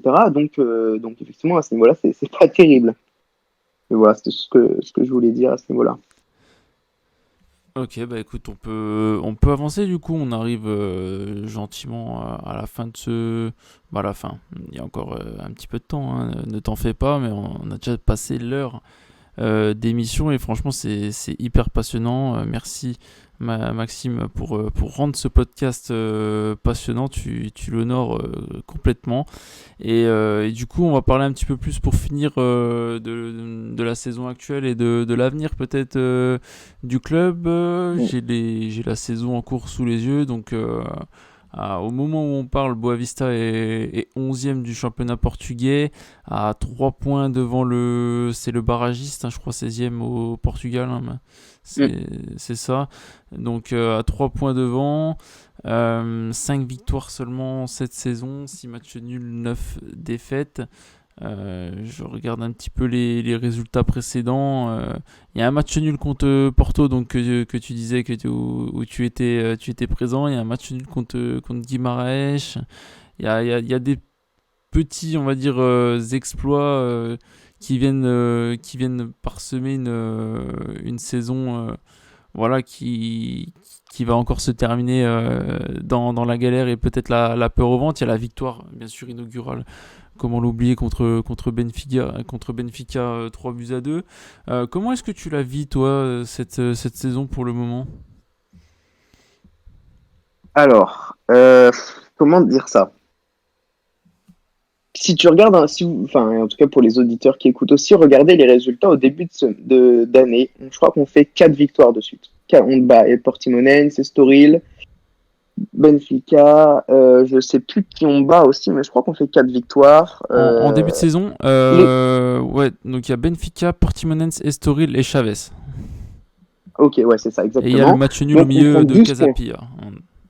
Donc tu Exactement. commences Donc en avec fait, au 5 bout de cinq matchs. journées, on est premier. Mm. 5 journées, on est premier. Donc c'est fou. Enfin, ce qui se passe au club est fou. Mais donc effectivement, en tant que supporter, c'était des moments. chaque semaine, on vibrait, quoi. Après, je savais que ça allait pas durer parce que je commence à connaître mon club, mais on vivait quand même quelque chose de fou et j'en ai vraiment bien profité à ce moment-là. J'ai vraiment adoré, Je, quoi. Même les suiveurs du football je, portugais je commençaient à peux, parler du club, je peux même etc. te couper une dernière fois et après je me tais, je te laisse parler. Mais pour aller plus loin même, début octobre, c'est une série de 8 matchs, de 8 matchs sans défaite. Hein, ou en tout cas de 8 mois, sur les 8 matchs en tout cas joués, il y a 7 matchs sans défaite. 4 victoires, 3 matchs nuls, une défaite donc contre Braga. Donc tu es globalement plutôt bien en place dans la saison. C'est un bon début. C'est ça. Mais alors, en fait, qu'est-ce qui s'est passé? Alors, comme je l'ai expliqué tout à l'heure, on était interdit de recrutement cet été. Euh, je l'ai évoqué tout à l'heure, on avait donc le droit d'inscrire que des joueurs qui étaient inscrits la saison d'avant, donc la saison 2022-2023. À l'issue de la saison 2022-2023, on perd plusieurs joueurs déjà. On perd Reggie Cannon, qui était notre plus gros salaire, défenseur central qui part à Queen's Park Rangers. On perd Kenji Gore, qui était un ailier qui part au Qatar. On perd notre meilleur buteur, Youssoufa N'Jie, qui part au Qatar aussi, si je ne dis pas de bêtises, en Arabie Saoudite. Tous ces joueurs-là arrivent en fin de contrat, donc en plus on n'en tire pas d'argent. Et du coup, on ne peut pas recruter pour les remplacer. Donc, qu'est-ce qu'on fait? On bricole, c'est-à-dire que on a Thiago Moraes qui à l'époque nous revient de prêt de seconde division, et finalement les quelques joueurs qu'on avait en prêt, il faut absolument qu'on les signe. Donc, on se retrouve dans des situations vraiment, c'est un sketch. Hein. C'est-à-dire que on a un arrière gauche qui s'appelle Philippe Ferreira, qui a 34 ans, qui franchement l'année dernière fait une saison mauvaise, hein, on va pas se mentir. Franchement, il est un peu fini. Mais sinon, en fait, donc à la fin de la saison, il part parce qu'il est en fin de contrat. Il fait une interview, etc., pour dire que le club l'a vraiment maltraité, qui m'étonne pas vraiment. Et finalement, un mois après, on le rappelle, on lui dit bon, en fait, est-ce que tu peux revenir? Parce qu'on n'avait pas le droit d'inscrire des nouveaux joueurs. Donc, s'il ne revenait pas, en fait, on n'avait personne à ce poste. Donc, on l'a re-signé. Voilà, on a re-signé un joueur qu'on avait maltraité. Mais sinon, il n'avait pas de proposition, forcément, parce qu'en réalité, j'ai beaucoup de respect pour ce joueur et ce qu'il a apporté avant. Mais franchement, il est fini, quoi. Et on se retrouve dans ce genre de moment où on est obligé de le re-signer parce qu'en fait, sinon, on n'a personne. Je pense aussi à un ailier japonais qui s'appelle Masaki Watai. Encore une fois, avec tout le respect que je lui dois, sa saison l'année dernière, il est prêté par un club de D2 japonais. C'est catastrophique. Enfin, en fait, quand je dis catastrophique, c'est-à-dire qu'on ne le voit pas. C'est-à-dire que il va sur le terrain, franchement, il apporte vraiment pas grand-chose. Mais bah, c'est pareil, on est obligé de le reconduire parce qu'en fait, sinon, on n'a personne, quoi. Donc, on arrive à se le refaire prêter une seconde saison, donc cette année. Bon, franchement, c'est pas beaucoup mieux, hein. Et ensuite, je pense aussi à notre buteur parce que on n'a plus NG, donc on reprend donc Robert Bosny, qui est aujourd'hui notre avant-centre, qui l'année dernière a été prêté par Feyenoord et qui fait une saison franchement, enfin vraiment mauvaise. Franchement, c'était le seul joueur où quand il rentrait sur le terrain et que je faisais des live Twitch, je disais bon, je vais aller me coucher quoi, parce que je sais pas franchement ce qui s'est passé. Enfin, j'y reviendrai après, mais l'année dernière vraiment, il me fatiguait quoi. Il faisait que des ratés, il apportait rien. Enfin, il était avant-centre, mais il marquait pas. C'était quand même un peu con pour un avant-centre. Et en plus, ce qu'il apportait sur le terrain était vraiment pas satisfaisant, mais c'est pareil en fait. Si on ne le prend pas, on n'a pas d'avant-centre. Donc, on est obligé de le reprendre. Feyenoord ne veut pas le reprêter, donc on est obligé de le payer. Heureusement, c'est pas très cher. On le paye 850 000 euros, mais pour un club comme Oui, Boavista, c'est c'est déjà quand même une beaucoup. sacrée somme.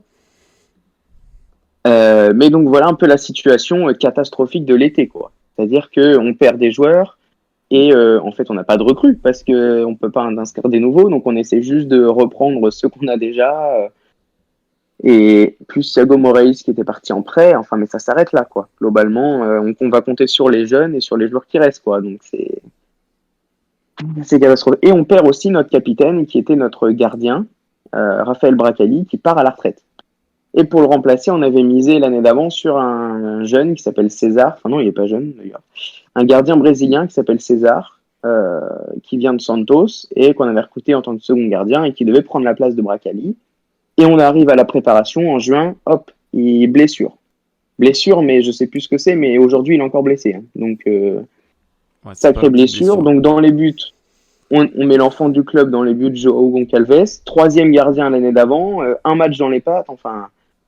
Et Ce qui s'est passé en fait au début de saison, pourquoi c'était exceptionnel? Parce qu'en fait, tous les joueurs sur lesquels on avait des doutes se sont révélés incroyables. C'est-à-dire que Robert Bosnik, alors je ne sais pas ce qui s'est passé, est devenu un serial buteur. Enfin, c'est vraiment devenu un goléador, quoi. C'est un but par match. Enfin, c'était vraiment un sacré joueur. Je ne sais pas ce qui s'est passé. Voilà. J'ai complètement retourné ma veste, hein, je l'avoue. Je ne vais pas faire celui qui avait confiance en lui l'année dernière. J'ai absolument aucune confiance. Quand j'ai vu qu'il revenait cet été, franchement, ça me fatiguait un petit peu. Mais force est de constater qu'il est devenu très très bon. Je pense qu'il lui manquait en fait de la confiance et du temps de jeu parce que finalement, quand on regarde un petit peu ses stats depuis des années, il était toujours remplaçant. Peut-être qu'il lui manquait juste le fait d'être titulaire. Ensuite, évidemment, comment oublier Thiago Moraes? C'est vraiment notre, c'est un petit prince. Hein. C'est l'enfant du club qui l'année dernière était prêté à Leishoish en seconde division et là il arrive et c'est on a l'impression qu'il a toujours joué en Ligue 1 portugaise, quoi, en Liga Portugal, parce que dès le premier match, dès la seconde journée, il apporte énormément. Il est rapide, technique, efficace devant le but. Je crois qu'il a quoi? Il a 21 ans, Thiago Moraes, 21 ans cette année, ouais. et il fait preuve d'une maturité exceptionnelle. Enfin, il nous a impressionnés, hein, il nous a vraiment bluffé. On s'attendait pas à ça. On savait qu'il avait du potentiel, ça, on en avait tous aucun doute. Mais on s'est dit, bon, c'est sa première saison en Liga, on le met directement titulaire dans le grand bain, va peut-être falloir attendre peut-être une saison, tu vois, de battement, quelque chose comme ça. Et puis attends, au bout de 3 matchs, il est homme du match. Enfin, il porte l'équipe, quoi. Il a 21 ans, c'est sa première saison en Liga, il porte l'équipe. Il fait 6 mois là qui sont mais exceptionnels. Et puis il y a vraiment cet aspect où c'est l'enfant du club aussi. Donc forcément, avec les supporters, une relation qui est vraiment très particulière. Enfin, voilà, c'est notre petit prince. Là, il est parti au LOSC. Ça faisait vraiment de la peine de le voir déjà partir au bout de 6 mois 6 mois en fait en professionnel. Il a passé toute sa formation chez nous, mais voilà quoi. Donc là, il est parti au LOSC. Et donc pour revenir donc à l'équipe, le gardien dont je parlais, Joao Goncalves, pareil, s'est révélé être incroyable. C'est vraiment un très très bon gardien. Franchement, notez son nom, je vous le dis, parce qu'il a 20-21 ans, mais il n'est pas encore mûr pour partir. Il a quand même des problèmes un peu, notamment au niveau du jeu au pied qui est pas terrible. Mais je pense que d'ici un an, ça peut être un très très gros gardien. Voilà, je pense qu'il peut vite viser les 5 grands championnats. Pas m'avancer non plus parce que si ça se trouve, je vais me tromper. Mais voilà quoi, c'est un grand espoir. Et on a eu aussi un autre, je crois que c'est arrière droit, Pedro Malheiro qui a 22 ans.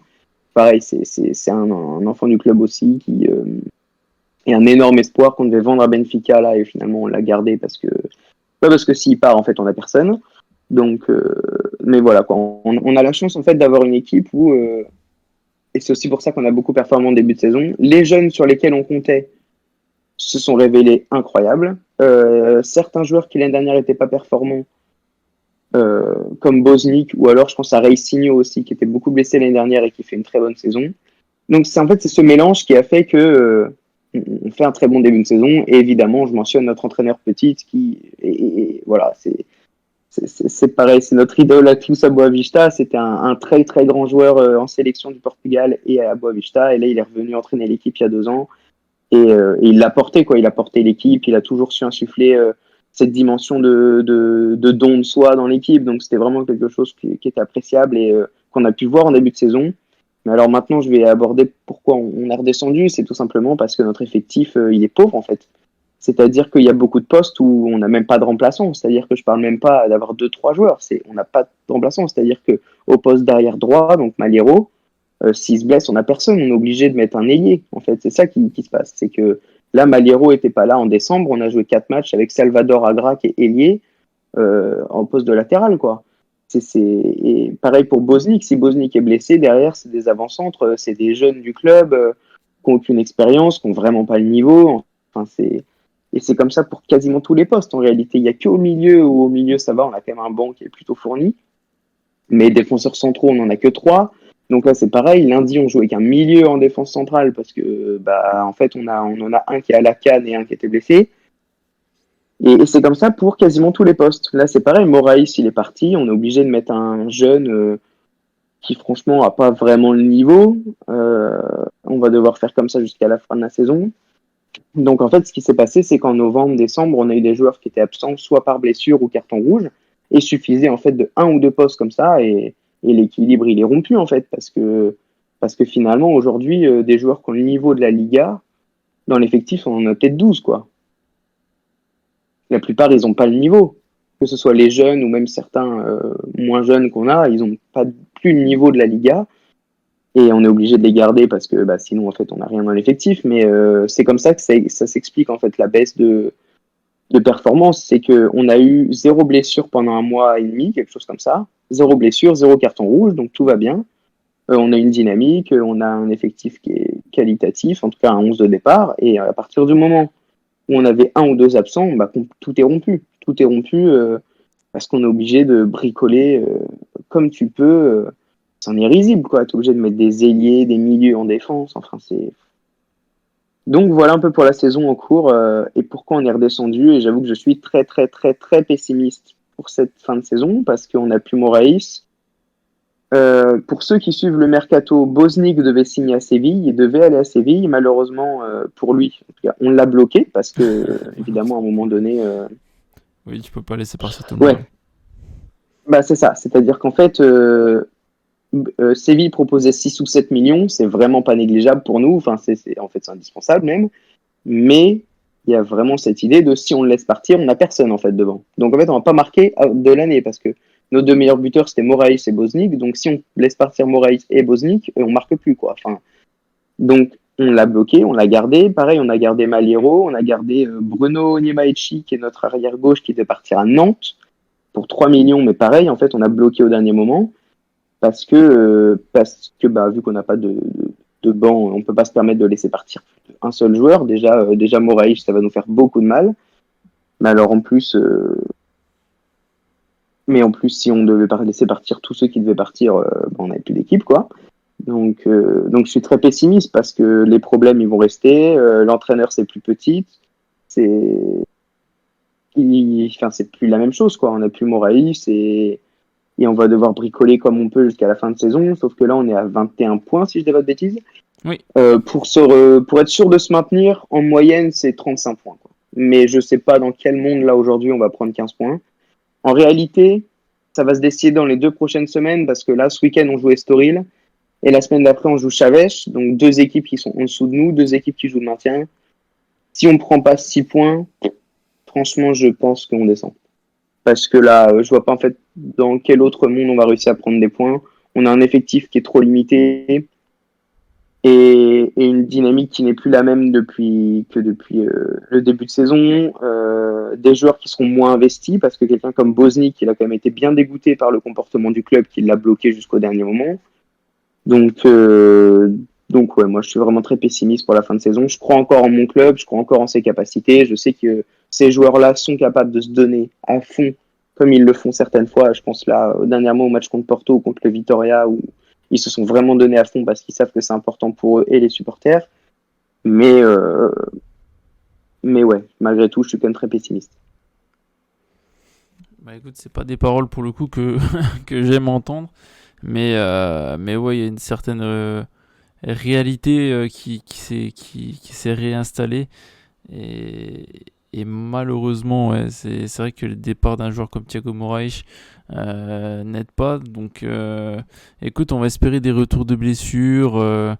Tu as dit un joueur à la canne et tout. Donc franchement, j'espère que tout va bien se passer pour Boavista, même si c'est mal embarqué. L'avantage, c'est qu'il y a des équipes plus catastrophiques derrière. Donc, C'est ça.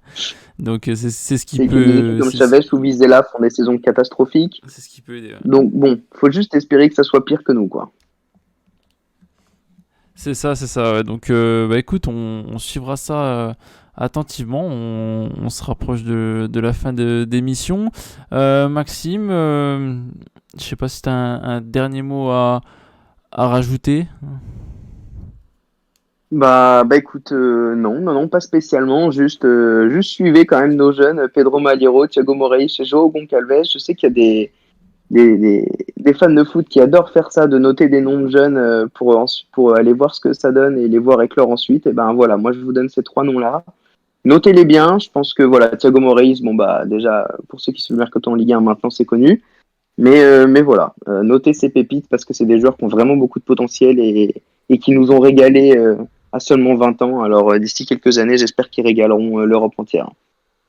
Eh ben, écoute, le message est passé. Je prends également note de ces trois joueurs.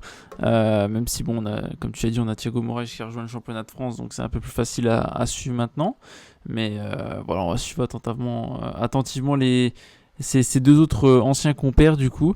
Mais voilà, merci Maxime d'être venu sur Parole de Sub. J'espère que tu as passé un bon moment, hein. On approche de l'heure et demie, donc franchement, c'était un épisode super, super intéressant. Est-ce que tu te sens un petit peu libéré là? Est-ce que tu sens que l'effet thérapie a fait son œuvre?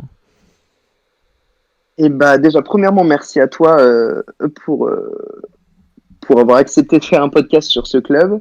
Et ensuite, oui, j'étais vraiment très heureux. C'était vraiment très, très, très bien de parler de son club parce que c'est vrai qu'on n'a pas toujours l'occasion en fait de discuter 1 heure et demie de Boavista. C'est quand même Non, pas c'est un vrai, sujet ça. de discussion que j'aborde tout le temps parce que finalement, même avec mes amis fans de foot, bon, c'est pas forcément un club qu'ils suivent. Même si à force, je les tanne quand même un peu avec ce club. Même des fois, ça m'est arrivé qu'ils regardent avec moi, qu'ils vibrent avec moi sur des gros matchs, mais non, du coup, je me sens quand même un peu libéré. Voilà, on a fait cet effet où j'ai pu libérer toute ma parole, parler beaucoup de ce club, exprimer toute ma passion. Et puis voilà, c'était vraiment un plaisir de partager ça avec toi et avec tous ceux qui vont écouter, de faire découvrir ce club. Ça me ferait vraiment trop plaisir, bah voilà, de partager cette passion que j'ai pour cette équipe et le monument du football portugais que c'est. Eh ben écoute, franchement, tu m'as donné envie, en tout cas sur cette heure et demie, de suivre la fin de saison. Regarder les matchs, pour moi, ça va être compliqué avec le décalage horaire, mais en tout cas, de bien suivre le reste de la saison. Et j'ai vraiment ressenti les valeurs que tu as essayé de transmettre et j'apprécie beaucoup. Donc, encore une fois, merci. N'hésitez pas, chers auditeurs, à les suivre. Maxime et ton collègue du coup sur @boavista-du-bas France. Voilà, il y a beaucoup de contenu comme Maxime l'a dit, avec des threads, avec des débriefs de match et plein d'autres choses. Donc voilà, vous serez mieux servi sur ce compte-là que sur le compte officiel du club. Donc, Ouais, bah pour l'anecdote, là, je crois que sur le post que j'ai fait pour le départ de Thiago Moraes, on a autant de vues, je crois, quelque chose comme ça, ou autant de likes, je sais plus, que le post du club. Donc, ouais. effectivement, ouais, c'est un peu plus impactant. Eh ben écoute, Maxime, en tout cas, je te remercie une nouvelle fois. Merci de m'avoir contacté, hein. C'est vrai que du coup, ça part de toi, cette initiative, même si je t'avais dans ma liste de personnes à contacter. Je te remercie. Et puis, quant à moi, je vous dis à la semaine prochaine pour un nouvel épisode de Parole de Sup. Ciao, ciao.